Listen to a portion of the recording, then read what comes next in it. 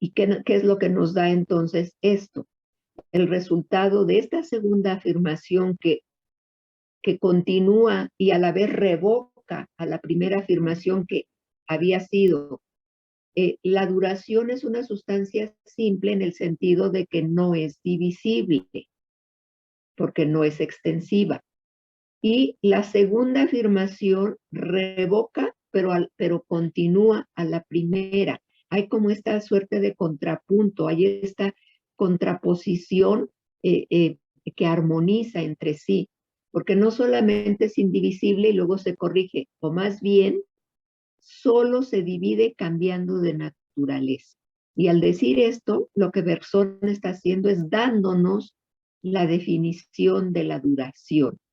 Nosotros ya nos podemos plantear la pregunta, entonces, ¿cómo pensar la duración? Y la respuesta será, hay que pensarla como perpetuo cambio de naturaleza, como incesante cambio de naturaleza. La duración es incesante cambio de naturaleza. Y yo ya lo he dicho en otras ocasiones, ¿por qué cambia de naturaleza y por qué esta sería la definición de la duración? Bueno, pues porque la duración en su aspecto virtual tiene como nota esencial actualizarse. Lo virtual se actualiza incesantemente, se está actualizando, y esa actualización es el cambio de naturaleza. Cambia de la naturaleza virtual a la naturaleza actual. ¿Por qué? Porque pues lo virtual es ese mundo subjetivo, esa realidad interna de subjetividad, no tiene ningún contacto con lo exterior y al cambiar de naturaleza, al actualizarse, lo actual, recordar que lo actual también, como todas las multiplicidades, como todas las cosas, tiene digamos, un bracito hacia lo virtual del que viene, de donde viene, pero el otro está tendido hacia la objetividad de la materia, hacia lo cuantitativo. Ahí está el cambio de naturaleza. El estado virtual no tiene ningún contacto directo con el exterior.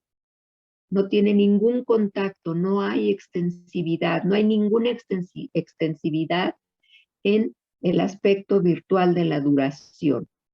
Todo es intensivo, todo es cualitativo. Ahí no hay nada cuantitativo y nada extensivo. La duración tiene ya esta posibilidad cuando se actualiza. Entonces, aquí ya llegamos a ese punto, a esos puntos finos de la metafísica de Bergson, que nosotros, por más que leemos los libros, no te lo explica de esa manera, pero hay que leerlos y leerlos y leerlos para decir, ay, bueno, claro, entonces la duración es perpetuo cambio de naturaleza, incesante cambio de naturaleza. ¿Por qué? Porque su tonalidad esencial es actualizarse y al hacerlo tiene ya la posibilidad del contacto con lo extensivo.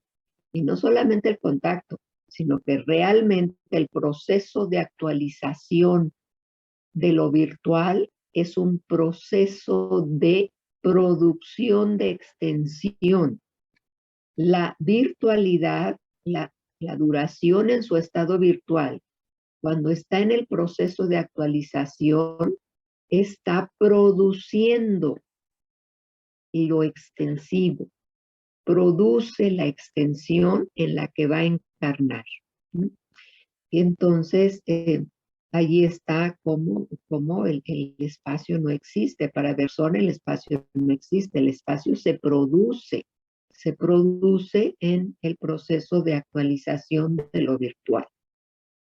Bueno, entonces es así que pues Bergson está ofreciendo una visión filosófica de la duración que se opone, que contrasta con la concepción científica del espacio, porque la concepción científica del espacio es un espacio euclidiano, es decir, un espacio físico.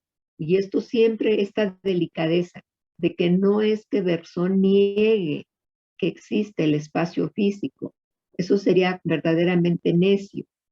No, aquí lo que estamos hablando, el espacio que se produce es un espacio filosófico. El espacio físico, pues ahí está el territorio de los Estados Unidos de Norteamérica y de Brasil y de Perú y de China y de Rusia. Son extensiones físicas, realmente son extensiones físicas, son espacios métricos, espacios que se pueden medir con un metro y decirse es tantos metros o tantos kilómetros, ¿no?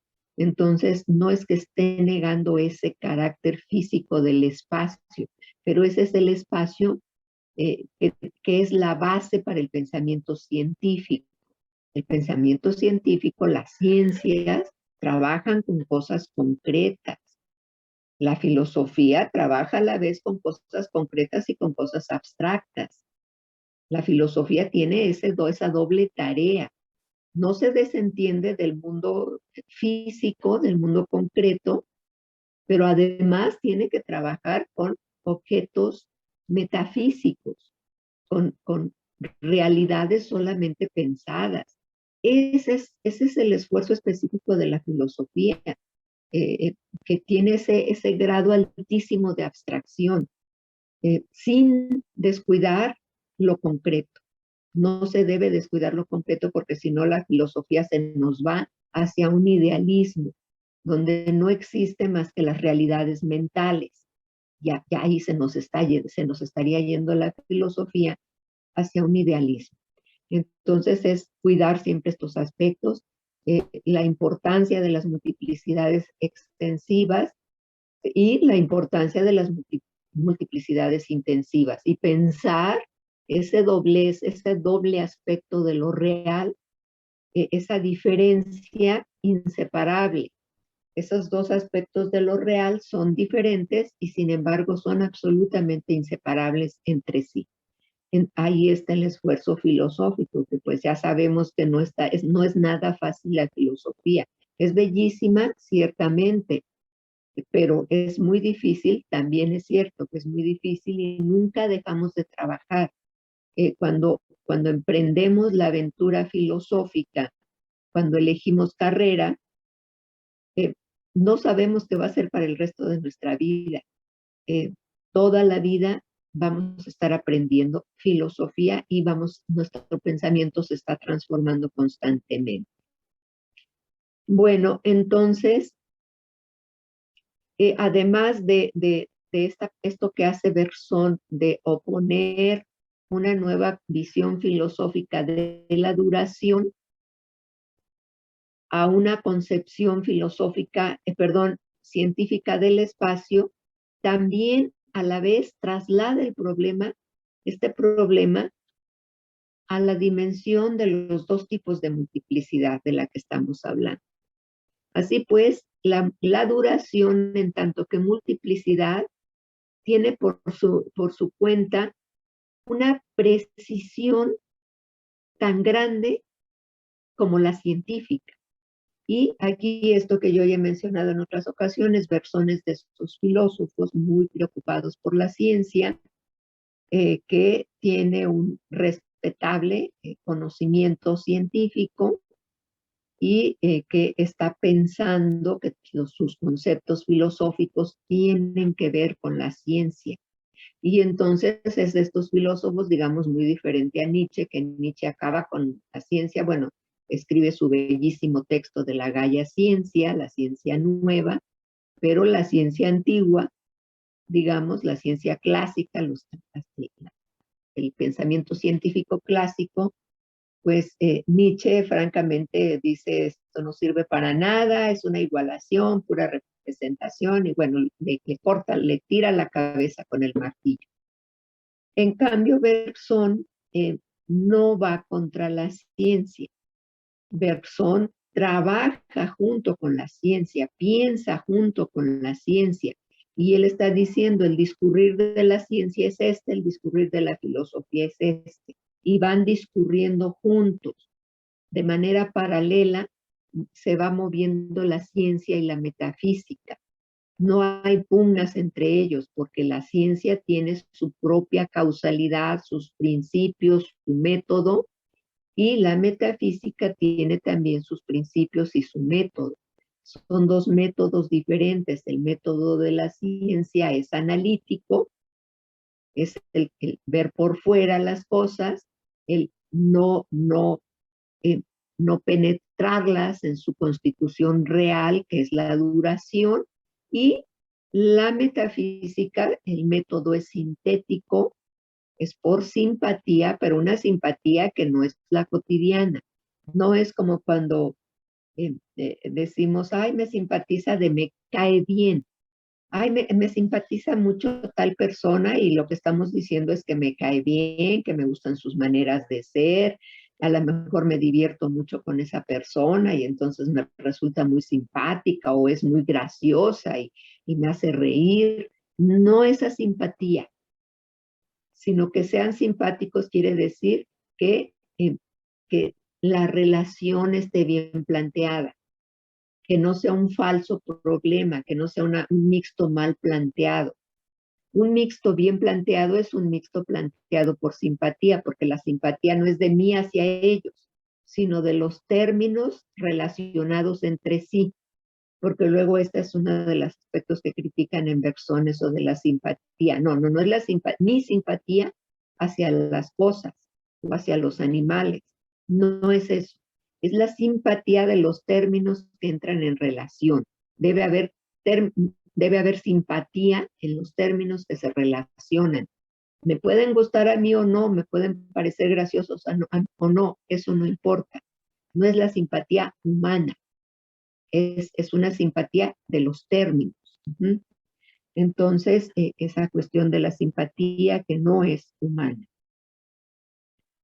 Bueno, entonces tenemos que abundar en torno a la duración. ¿Por qué? Porque la duración es pues es el concepto central en la metafísica de Bergson. Y los dos caracteres de la duración son, y esto es problemático, porque son continuidad y heterogeneidad. Y aquí pues la pregunta lógica, legítima, que seguramente se hace de inmediato la inteligencia es, ¿pero cómo? Continuidad y heterogeneidad si son opuestos. O es continuo o es heterogéneo. ¿Por qué? Porque la tradición nos ha enseñado que la continuidad debe ser homogénea. El espacio homogéneo es un espacio continuo, es un espacio que no tiene ninguna ruptura, no tiene ninguna fisura y eso lo hace continuo. Pero Bergson viene a decirnos que los dos caracteres de la duración son continuidad y heterogeneidad. Pero, ¿cómo hacerlos armonizar entre sí si son diferentes? Y ahí viene lo que decíamos hace rato. La duración es una multiplicidad, es una sustancia simple. Esta sustancia simple, que es la duración real, bersoniana, dijimos, lo primero que podemos decir, bueno, claro, es simple porque no se puede dividir, porque no es cuantitativa, no es extensiva.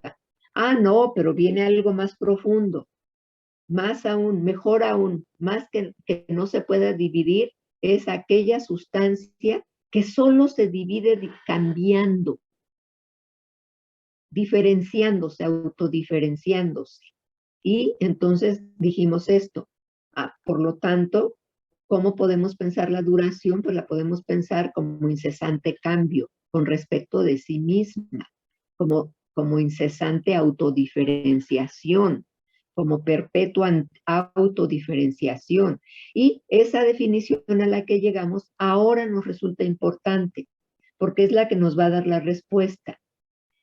Una sustancia incesantemente autodiferenciante con respecto, bueno, ya autodiferenciante ya quiere decir diferenciarse consigo mismo. Bueno, otra vez, una sustancia simple en perpetua autodiferenciación es la respuesta para esta continuidad y heterogeneidad, porque es continua, porque es incesante, pero a la vez es una continuidad de autodiferenciación, es una continuidad de heterogénesis. Y aquí están los dos términos que desde el punto de vista conceptual son contrapuestos entre sí, pero desde el punto de vista metafísico están ahí juntos, y lo que están afirmando estos dos caracteres de la duración, continuidad y heterogeneidad, lo que están afirmando es justamente esta sustancia simple que solo se divide cambiando de naturaleza. Ahí ya cerramos esto. Vemos que efectivamente esto, que si no se estudia bien a Bergson, inmediatamente vienen las críticas, el rechazo de que es absurdo que Bergson diga que los dos caracteres de la duración son continuidad y heterogeneidad. Esto es absurdo, bla, bla, bla. No, hay que leer a los autores, hay que meterse, hay que buscarlos y regresar y volverlos a leer y regresarse y tomar un libro y tomar el otro para ir como armando el rompecabezas hasta al punto de decir, claro, esto es lo que me está diciendo. Estos dos caracteres de la duración, continuidad y heterogeneidad, pues es lo que me explica que la duración es una sustancia simple que solo cambia de naturaleza, que solo se divide cambiando de naturaleza. Ahí está la heterogeneidad. Por lo tanto, tanto la continuidad como la heterogeneidad tienen un carácter metafísico. Esto quiere decir que no es realizable por el hombre, que que es autorrealizable, que es autopoética, es un movimiento poético, es un movimiento creativo. Por eso es que en otros textos, en el problema de la libertad, por ejemplo, que es en el ensayo sobre los datos inmediatos de la conciencia, que se ocupa del problema de la libertad, Bergson va a decir, pues la libertad pertenece a la duración. La libertad es la duración. ¿Por qué? Porque es la libertad de esta sustancia simple que solo cambia de naturaleza, que solo se divide cambiando de naturaleza. Ahí está la libertad. ¿Por qué? Porque hay libertad. ¿Por qué está ahí la libertad? Porque esto que le acontece a la duración de dividirse cambiando de naturaleza es la creatividad misma. Se está creando como otra en la actualización.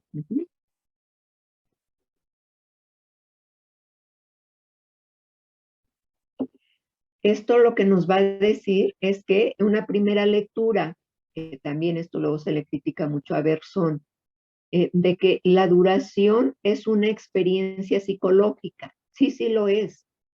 ¿Por qué? Porque la duración es una realidad solamente pensable.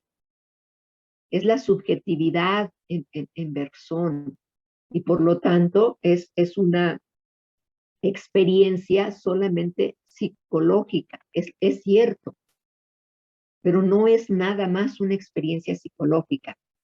La experiencia psicológica, la duración como experiencia psicológica, es la duración en tanto que actual, no en tanto que virtual. Entonces ahí de inmediato hay que aplicar este modo, esta intuición bergsoniana, que es, bueno, me das el actual, tengo el actual, es lo que me proporciona inmediatamente mi procedimiento intelectivo. Ahora el esfuerzo viene, bueno, ahora ¿dónde está la virtualidad de este actual? ¿Cuál es la virtualidad? Entonces, en su aspecto actual, la duración es una experiencia psicológica, es una experiencia realmente vivida, ¿no? Y el decir que es realmente vivida, cuando decimos que es una experiencia psicológica, pertenece al ámbito del pensamiento. Yo recuerdo el título del libro de las confesiones, digamos, el libro autobiográfico eh, de, de un poeta, ¿no? Y dice, confieso que he vivido. Ahí está una confesión. Confieso que he vivido. La confesión es una experiencia psicológica, pero al decir que he vivido, ¿no? Pablo Neruda es el que escribe, el que escribe un libro que se llama así, Confieso que he vivido, y bueno, él narra su biografía. Pero cuando decimos